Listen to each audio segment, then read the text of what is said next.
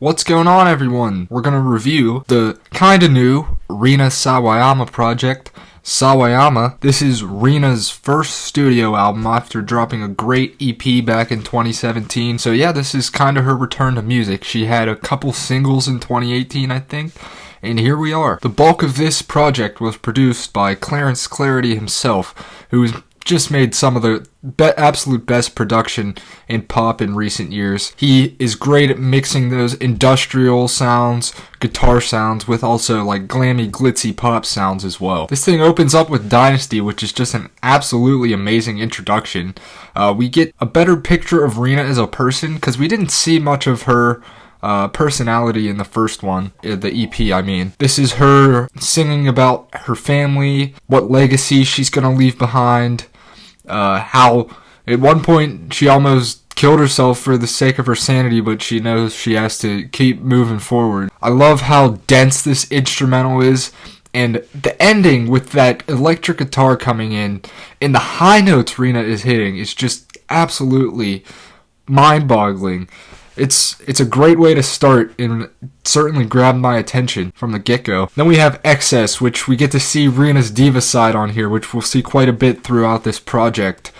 This is her talking about all the negative aspects of capitalism in a sarcastic manner. She's kind of glorifying all these, but being sarcastic about it. I love how there's those really heavy guitar sounds that sort of sound a little too loud for the track. They're supposed to do that because the topic is supposed to be that heavy. Rina said it herself. Love how her vocals are mixed on here. It's also just another great catchy track from her. Shut the Fuck Up is one of my favorites on here. It definitely takes inspiration from Poppy's album earlier this year. I disagree. It's a nu metal ballad, but also has those pop sounds sort of transitioning in and out of each other. How it goes from like nu metal into shut the fuck up. It's just awesome. I love what she was able to do there, and honestly, as much as I love Poppy's album, I feel like this track does it better than any of the tracks Poppy did. Comme des Garcons is once again her showing her diva side. She said this was influenced by like 2000s pop artists such as like Britney Spears. She said that they just made her feel really confident back in the day, even though she was like 12 at the time. It just kind of stuck with her. This is also about toxic masculinity, so there's a good double entendre here going.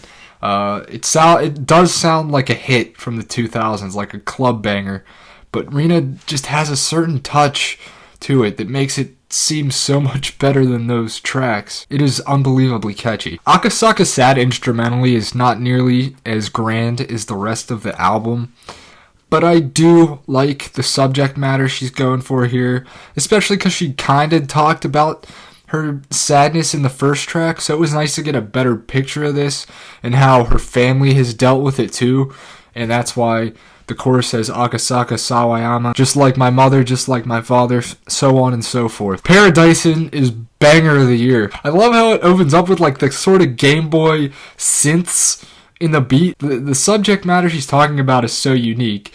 Talking about getting hacked by some dude and then he pops up on her boyfriend's phone.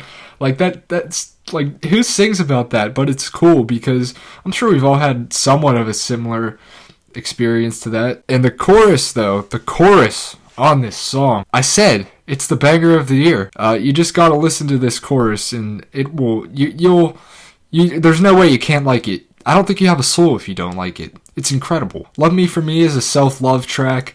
I feel like it can work both ways though, if she is talking about a partner or something.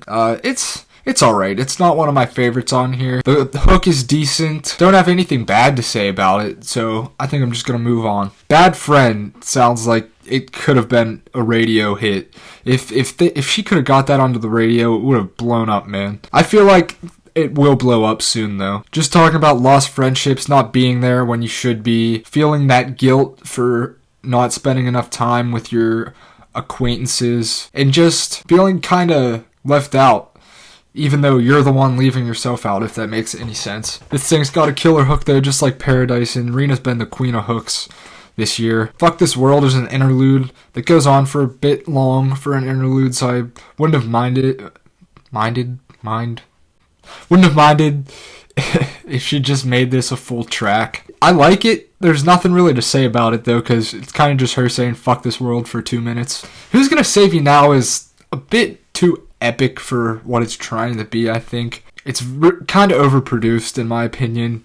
Probably my least favorite track on here, to be honest with you. Tokyo Love Hotel is a good track. It's her talking about how she's not giving her hometown enough love, but she wants Tokyo all to herself. If I'm not mistaken, she was born there and moved to England when she was 5, so it's been a while since she was there, but if you listen to her music, she definitely has carried that culture out. She didn't just grow up in Japan and leave that behind. She definitely respects her heritage, loves her heritage, and knows where she came from. Chosen Family is an absolutely beautiful song, and I wouldn't have minded if she made this the closer to the album. It's actually about friendship. It's not about love or whatever. It's her saying, we don't gotta be related to relate. We don't gotta share genes or a surname. You are my chosen family. I just recited the hook. But it's a great track. I'm kind of surprised no one's ever worked with this concept before, because I thought it was really cool. Once again, when Rina tries to hit high notes, she kills it. What is this piece of fuzz in my beard? Alright. Anyway, where were we? Chosen Family, she was hitting high notes. There's another amazing guitar solo at the end of this song. Yeah, one of my favorites on here for sure. It ends with Snakeskin, which kind of closes out with a bang. Even though this is probably in the middle of the track list for me, if I had to rank these songs. But I like the concept of it, because I think what she's trying to say is she's like shedding her previous self and growing into a new person. So that's why it's called Snakeskin, because if you don't know, if you need me to teach you some fucking zoology, snakes shed their skins, guys. But yeah, man, this fucking album, man, this was a joy. This was a pleasure for my ears. Easily one of the best things I've heard this year, and probably holding that album of the year spot for now. Man, I'm feeling a decent 9 on this. Decent 9 out of 10. Not quite a 10. I don't like to give anything a 10 unless I feel 100% on it. So yeah, Rina, you killed it. I cannot wait to see what you do next. Keep doing what you're doing. You are a goddess among men and women. Thank you guys for watching. Hit the like, hit the sub. I'll catch you next time.